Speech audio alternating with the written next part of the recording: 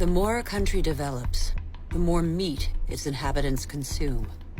How can growing worldwide demand be satisfied without recourse to concentration camp-style cattle farms? Faster and faster.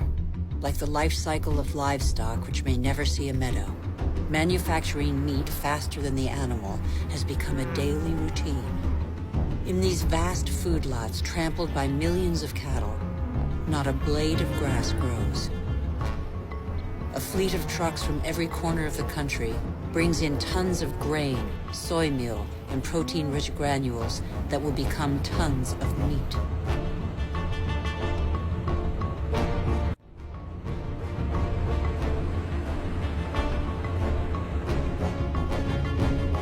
The result is that it takes 100 liters of water to produce 1 kilogram of potatoes, 4,000 liters for 1 kilo of rice, and 13,000 liters for 1 kilo of beef, not to mention the oil guzzled in the production process and transport.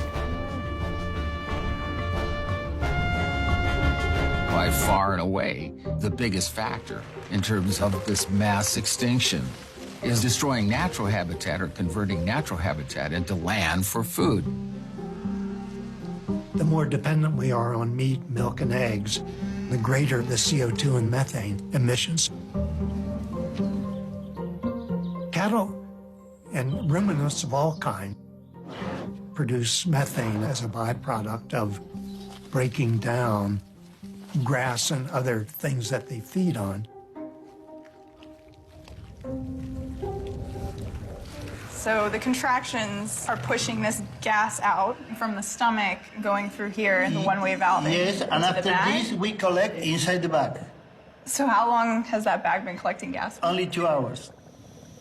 Methane is something like 22 times more potent as a climate-changing gas than is CO2, so it doesn't take very much methane to make a difference.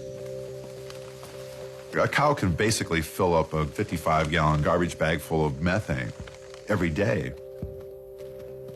One cow's not a problem, but now we have 1.5 billion of them. And it's an incredibly inefficient way of producing food. 3/4 of agricultural land is used just to feed livestock. When you factor in everything, the clearing of the land for grazing, feeding, transporting, livestock causes more greenhouse gases than all the direct emissions from the entire transportation sector.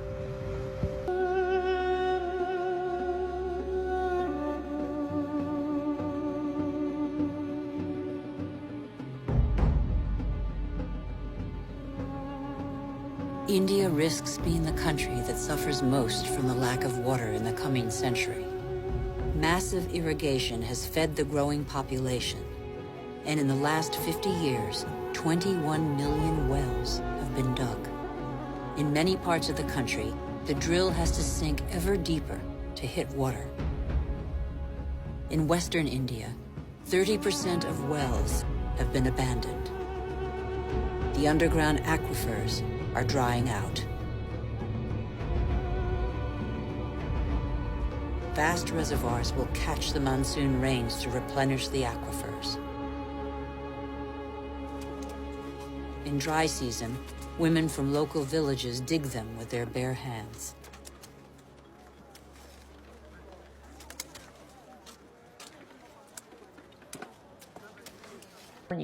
Uses about 1,500 gallons per person per day. About half of that is related to the consumption of meat and dairy products. So meat and dairy products are incredibly water intensive, in part because the animals are using very water intensive grains. That's what they eat. And so all of the water embedded in the grain and that the animal eats essentially is considered part of the virtual water footprint of that product. I found out that 1/4 pound hamburger requires over 660 gallons of water to produce. Here I've been taking these short showers trying to save water, and to find out just eating one hamburger is the equivalent of showering 2 entire months. So much attention is given to lowering our home water use, yet domestic water use is only 5% of what is consumed in the US versus 55% for animal agriculture. That's because it takes upwards of 2,500 gallons of water to produce 1 pound of beef. I went on the government's Department of Water Resources Save Our Water campaign, where it outlines behavior changes to help conserve our water, like using low-flow shower heads, efficient toilets, water-saving appliances, and fix leaky faucets and sprinkler heads, but nothing about animal agriculture. When I added up all the government's recommendations, I was saving 47 gallons a day. But still, that's not even close to the 660 gallons of water for just one burger. All living matter is linked. Water, air, soil, trees. The world's magic is right in front of our eyes.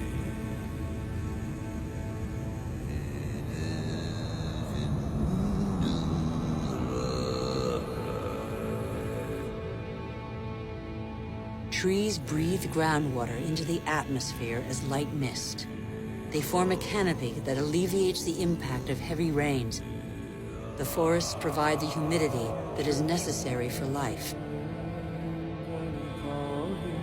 They store carbon, containing more than all the Earth's atmosphere. They are the cornerstone of the climactic balance on which we all depend.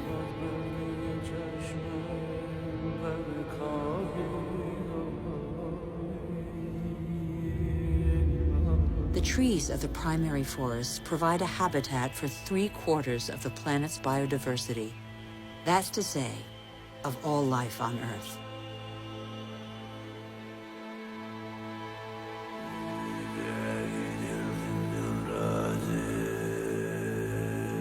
These forests provide the remedies that cure us. The substances secreted by these plants can be recognized by our bodies. Our cells talk the same language. We are of the same family.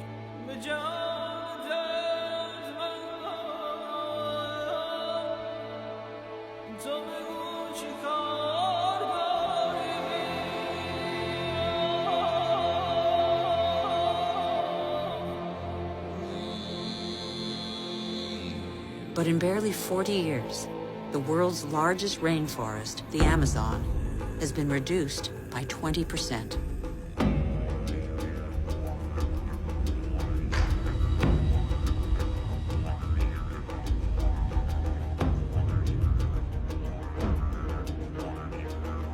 The forest gives way to cattle ranches or soybean farms. 95% of these soybeans are used to feed livestock and poultry in Europe and Asia. And so, a forest is turned into meat.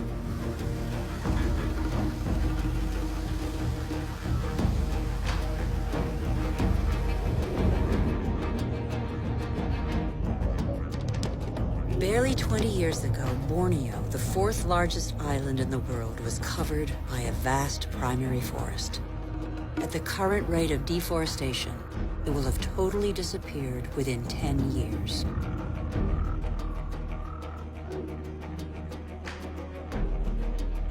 Living matter bonds water, air, earth, and the sun. In Borneo, this bond has been broken in what was one of the Earth's greatest reservoirs of biodiversity. Carry the burden of 9 billion human beings if we refuse to be called to account for everything we alone have done.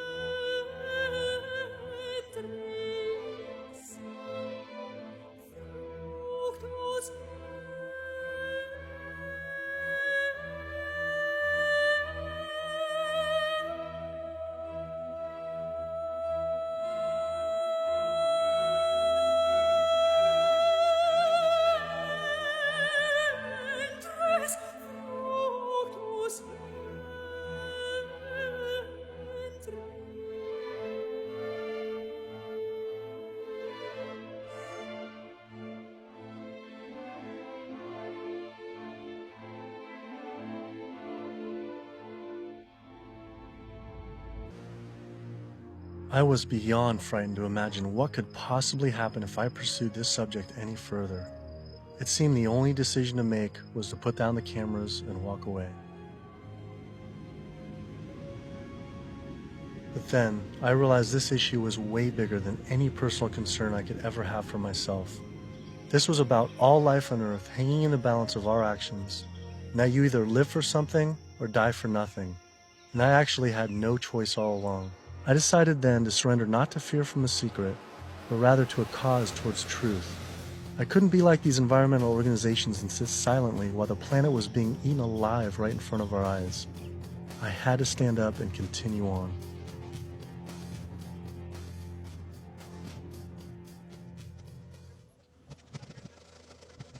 Some people would say the problem isn't really animal agriculture, but actually human overpopulation.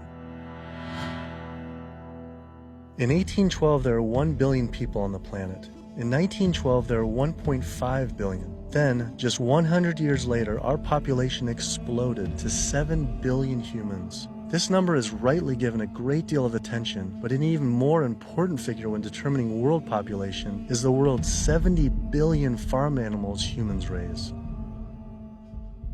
The human population drinks 5.2 billion gallons of water every day and eats 21 billion pounds of food. But just the world's 1.5 billion cows alone drink 45 billion gallons of water every day and eat 135 billion pounds of food. This isn't so much a human population issue, it's a human eating animals population issue. Environmental organizations not addressing this is like health organizations trying to stop lung cancer without addressing cigarette smoking. But instead of secondhand smoking, it's secondhand eating, which affects the entire planet. We're growing enough food right now in the world to feed between 12 and 15 billion people. We only have 7 billion people. We have roughly 1 billion people starving every single day. Worldwide, 50% of the grain and legumes that we're growing, we're feeding to animals. So they're eating huge amounts of grain and legumes. And in the United States, it's more like closer to 70, 80, depending on which grain it is, about 90% of the soybeans.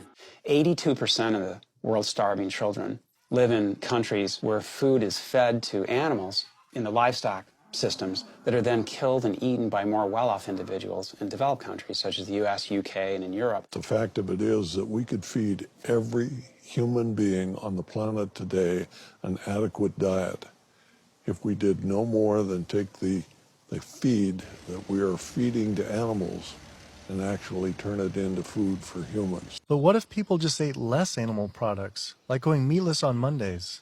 When you go meatless on Monday, if you ascribe to that campaign, you're essentially contributing to climate change, pollution, depletion of our planet's resources, and your own health, then on only 6 days of the week instead of 7.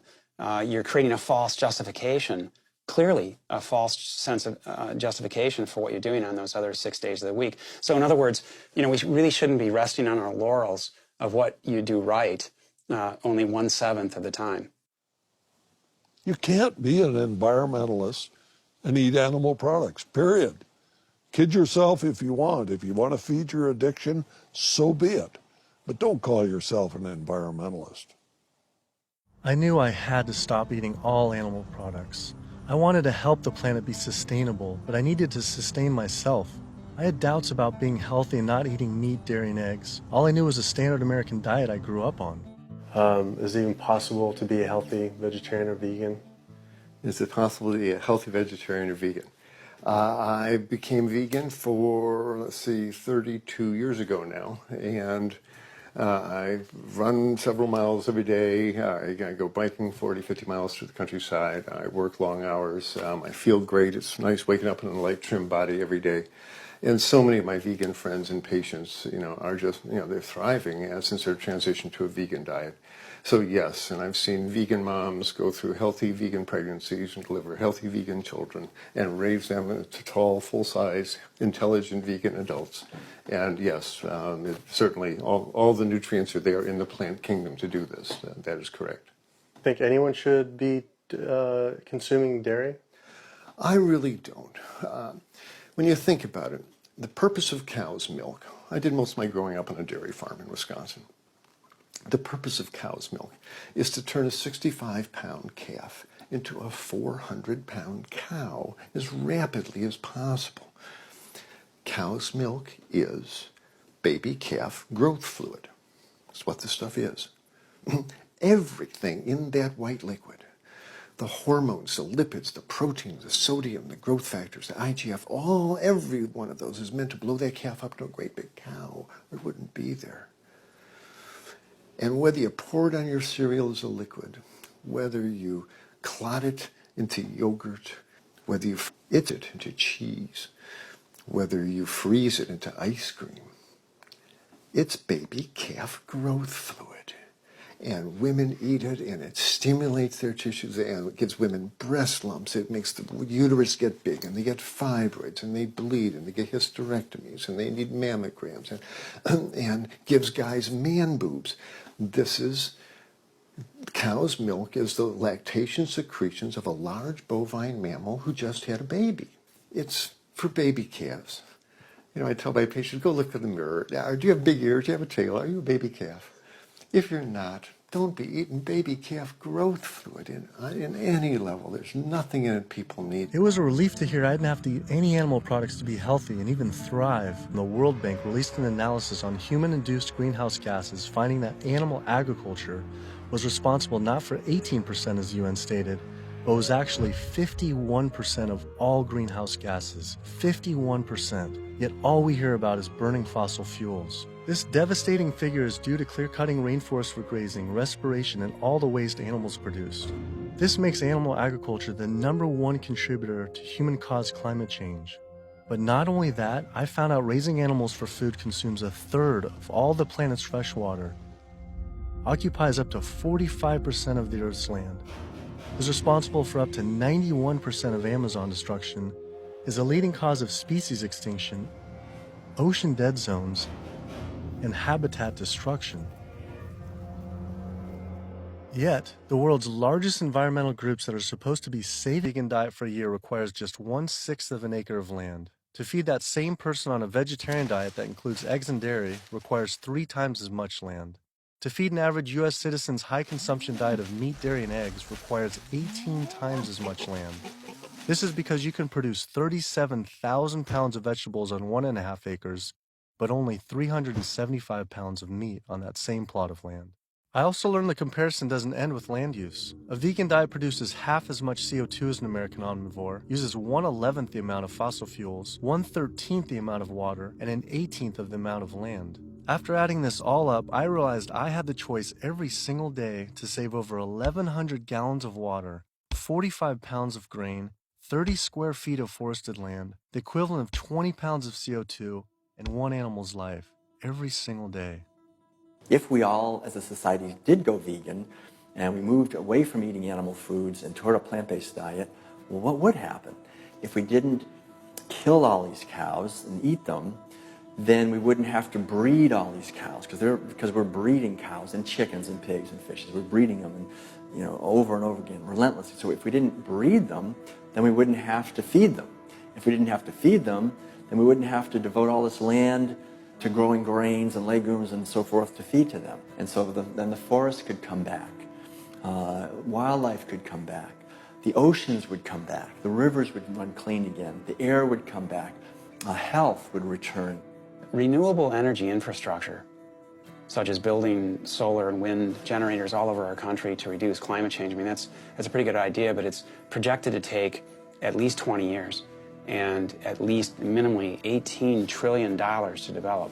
It's important to realize that we don't have that long of a time frame. We just talked about how it might be a 3 to 4 year time frame, so we don't really have 20 years, and we really don't have $18 trillion to develop these. So another solution to climate change, we could stop eating animals, and it could be done today. It doesn't have to take 20 years, and it certainly doesn't have to take $18 trillion because it costs nothing.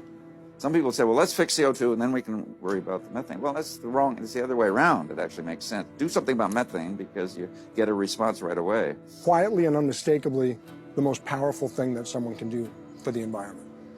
No other lifestyle choice has a farther-reaching and more profoundly positive impact on the planet and all life on Earth than choosing to stop consuming animals and live a vegan lifestyle. Do you realize that 75% of Americans consider themselves to be environmentalists? You don't think we couldn't solve this problem in a heartbeat? I'll tell you what, all we would need is for the environmentalists to live what they profess, and we'd be on a new course in the world. We will not succeed until we stop animal agriculture. And by succeed, I mean we will not save ecosystems to the extent necessary. We will not have enough food for people around the planet. We will not stop global warming. We will not stop pollution and the dead zones that run off all the fields of corn and soy that are grown to feed livestock. And we will not stop the hunting of wolves and other predators. Now, organic farming is one major positive step in the right direction, but we need to keep walking. We need to get beyond organics. We need to get to sustainability.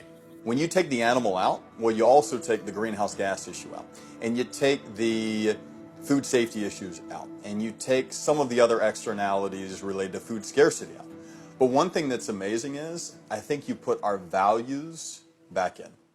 You put values like compassion and integrity and kindness, values that are natural to human beings. You put that in. You build that back into the story of our food. And I think as this begins to progress, I think it also helps people to pause before they eat that egg, before they eat that steak, before they eat that chicken nugget, and ask themselves, is that really what they want? Or do they actually want something more?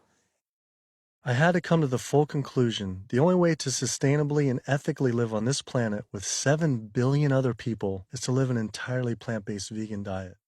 I decided instead of eating others to eat for others. At first, like these environmental groups, I was afraid of what it'd mean to change, but now I embrace it. All this talk about sustainability sounded like our planet was on some sort of life support, and I don't want her to simply survive or to sustain, but to thrive. Life today is not about sustainability, it's about thrivability. She's given so much to us for so long, it was time to give back. 108% of everything we have. It felt good. It was in alignment.